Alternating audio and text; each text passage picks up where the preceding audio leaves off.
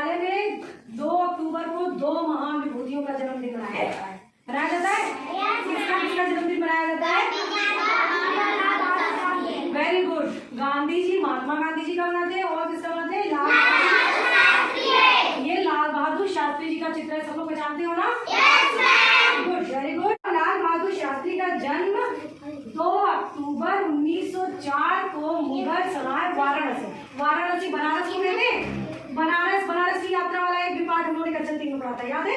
तो वाराणसी में उत्तर प्रदेश में हुआ था। उत्तर प्रदेश, हम लोग कहाँ रहते हैं? उत्तर प्रदेश में ही इनका भी जन्म हुआ था। ठीक है, ध्यान रखेंगे कि उत्तर प्रदेश में इनका जन्म हुआ था। ये बहुत साधारण परिवार में इनका जन्म हुआ था। ठीक है, इनके पिता का नाम मुंशी शारदा प्रसाद श्रीवास्तव था। वो मुंशी थे। क्या थे? मुंशी। और उनकी माता का नाम श्रीमती राम दुलारी देवी था। राम दुलारी देवी गृहिणी थी, घर पर बच्चों का ध्यान रखती थी और बहुत धार्मिक और साधारण स्त्री थी। उसके बाद इनके जो पिताजी हैं, वो जब लाल बहादुर शास्त्री सिर्फ 1.5 साल के थे, 1.5 साल के बच्चे छोटे होते हैं, 1.5 साल के थे, तभी इनके पिता का देहांत हो गया था। और पिता के देहांत के बाद इनका जो जीवन रहा वो बहुत ही अभावों और कठिनाइयों को झेलते हुए वह ऐसे ही बड़े हुए। बहुत परेशानियां आती है ना, जब पिता ना हो तो कैसे पढ़ाई होगी, कैसे घर में अनाज आएगा, कैसे खाना पीना होगा, ये सब चीज़ों की परेशानी होती है ना। तो बहुत समस्याओं को इन्होंने झेलते हुए स्वयं को बड़ा किया, बहुत जिम्मेदारियां थी इनके पास। और उसके बाद ये अपने जीवन पथ पर आगे बढ़े। ये बहुत ही ईमानदार व्यक्ति थे, स्वभाव में बहुत सरल व्यक्ति थे। वे स्वतंत्र भारत के पहले रेल मंत्री बने। देखिए, ये हमारे देश में इनको कई पद प्राप्त हुए थे, जिसमें स्वतंत्र भारत के पहले रेल मंत्री बने, उसके बाद उद्योग मंत्री और स्वराष्ट्र मंत्री बने। जवाहरलाल नेहरू के निधन के बाद सर्वसम्मति से, जैसे आपकी क्लास में मॉनिटर बनाते तो सब बच्चों को बताते ना कि मॉनिटर कौन बनेगा, तो सब बच्चे हाथ उठाते सर्वसम्मति करते हैं, इसे मॉनिटर बनाया जाए। तो उस तरीके से सर्वसम्मति से इन्हें भारत का दूसरे प्रधानमंत्री बनने का गौरव प्राप्त हुआ। यानी ये हमारे देश के दूसरे प्रधानमंत्री बने। ठीक है, हमारे देश के प्रधानमंत्री कौन थे? वर्तमान में हमारे देश के प्रधानमंत्री कौन है? Very good. ये जो है ये देशवासियों के स्वाभिमान को जगाने वाले महान नेता थे, लोकप्रिय नेता थे। लोग इन्हें बहुत चाहते थे, जैसे नरेंद्र मोदी जी को बहुत चाहते हैं लोग, ऐसे उन्हें भी बहुत चाहते थे। और इनका निधन 10 जनवरी 1966 को ताशकंद रूस में हुआ था। रूस जो है विदेश है, वहां पर ये किसी मीटिंग के लिए गए थे, समझौते के लिए गए थे, और वहां पर इनका निधन हो गया था। निधन माने मृत्यु हो गई थी। ठीक है, तो ऐसे महान नेता थे हमारे लाल बहादुर शास्त्री, जो खुद करते थे, बाद में दूसरों को करने को कहते थे। इनका व्यक्तित्व बहुत ही साधारण और व्यवहारिक था, और ये बहुत संतुलित व्यवहार करते थे, किसी के साथ अन्याय नहीं करते थे, बहुत ही अच्छे स्वभाव के व्यक्ति थे। आइए इनके जीवन के कुछ प्रसंग हम पढ़ेंगे। ठीक है, पहला प्रसंग हम आप लोगों को बताते हैं। लाल बहादुर शास्त्री जब हमारे देश के प्रथम रेल मंत्री बने, तो रेलें जब चलती हैं, आप में से कोई ट्रेन पर गया है? तो रेल पर गया है, गए है ना?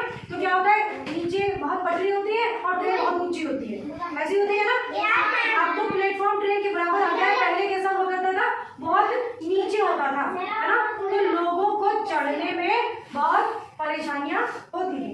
एक सुनिए, अब हम पढ़ेंगे और आप लोग ध्यान से सुनिए। ठीक है, शास्त्री जी उन दिनों रेल मंत्री थे। एक बार उन्हें बनारस से सेवापुरी जाना पड़ा। बनारस से सेवापुरी थोड़ी दूर है। छोटे कद के होने के कारण उनका कद थोड़ा सा छोटा था, बहुत लंबा नहीं था। तो वो शास्त्री जी को प्लेटफॉर्म पर उतरने में बहुत दिक्कत हुई। जैसे ट्रेन से उतरेंगे पकड़कर, तो नीचे उतरेंगे, बहुत नीचे जमीन होगी तो उतरने में दिक्कत होगी ना।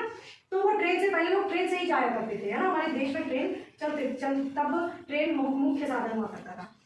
कुछ यह देखकर वहाँ कई कुछ औरतें हंसने लगी। कुछ लोग वहाँ इकट्ठे रहते ना, ट्रेन पर तो बहुत लग जाते वहाँ पर स्टेशन पे, तो हंसने लगी। अब उन्हें महसूस हुआ कि मुझे इतनी परेशानी हो रही है, तो महिलाओं को उतरने में कितनी परेशानी होती है उतरने, क्योंकि उनके कपड़े दूसरी तरह के होते हैं और बेचारे कैसे उतर पाएंगे ना, छोटे बच्चे भी उनके साथ होते हैं, बच्चे कैसे उतरते हैं ट्रेन से, भाई पुरुष तो उतर गए मानो टंग के, लेकिन महिलाओं को तो परेशानी होती है, छोटे बच्चों को भी ट्रेन से उतरने में कितनी ज्यादा परेशानियों का सामना करना पड़ता है। इसलिए उन्होंने स्टेशन मास्टर को बुलाया। स्टेशन मास्टर कौन होता है? जो ट्रेन स्टेशन होता है उसका जो हेड होता है, वो सब चीजों का यहाँ पर ध्यान रखता है, उसको क्या कहते हैं? स्टेशन मास्टर कहते हैं। उसने उन्हें बुलाया और कहा एक फावड़े का इंतजाम कर दिया। फावड़ा क्या होता है? जिससे मिट्टी खोदते हैं, कृषि कार्य में यूज करते हैं। तो उसको मंगाया और तुरंत फावड़ा लाया गया। फिर शास्त्री जी ने फावड़ा लेकर प्लेटफार्म के दूसरी ओर से जमीन को खोदना शुरू कर दिया। क्यों खोदा? उसमें से मिट्टी निकालने के लिए। और वो मिट्टी जब खुद खोद कर निकालने लगे तो सब लोग देखने लगे ऐसा क्या क्यों कर रहे हैं ये रेल मंत्री जी। तो उन्होंने खोदना शुरू किया और जो रेल की पटरी किनारे प्लेटफॉर्म था जहाँ सब उतरते थे वहां पर डालना शुरू कर दिया। तो जब उन्होंने डालना शुरू कर दिया तो वहां पर खड़े लोग देखने लगे।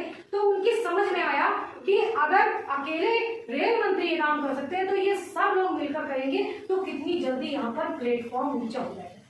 तो सारे लोग फावड़ा ले आए और तुरंत दूसरी ओर की मिट्टी खोद कर उन्होंने प्लेटफॉर्म ऊंचा करने लगे। और देखते ही देखते वहां पर प्लेटफॉर्म का निर्माण हो गया।